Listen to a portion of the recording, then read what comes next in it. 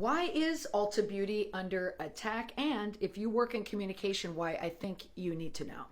Ulta Beauty released a podcast with David Lopez, a gender fluid hairdresser, speaking with Dylan Mulvaney, a wildly successful content creator on social media, but also a trans actress and comedian.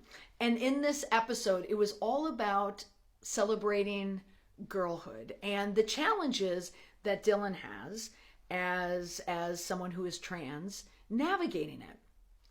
Pretty bold move for Ulta Beauty or for a big beauty brand to step out and talk about girlhood with someone who identifies as trans. So if you are in communication right now, particularly if you work for a company that struggles with getting on board with diversity, equity, and inclusion communication, oftentimes there's a reluctance to step out on issues, and it feels safer, less vulnerable if you just say nothing.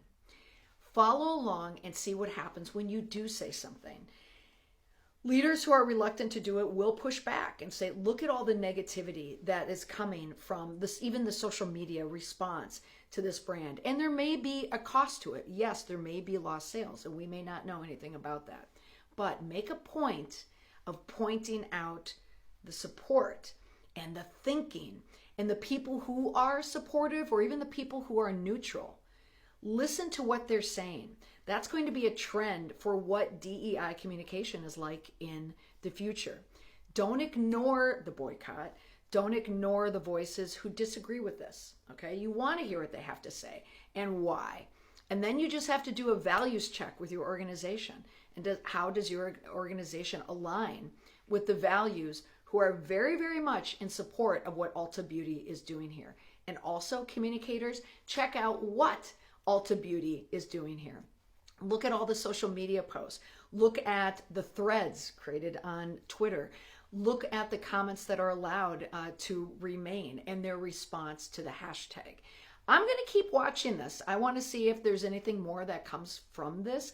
But what I do know right now is it's an excellent case study. And for all you PR students who are always reaching out to me about, working in PR, this is a final project for you. Okay, here's a thesis. Here's your example. Be a great one. Good luck.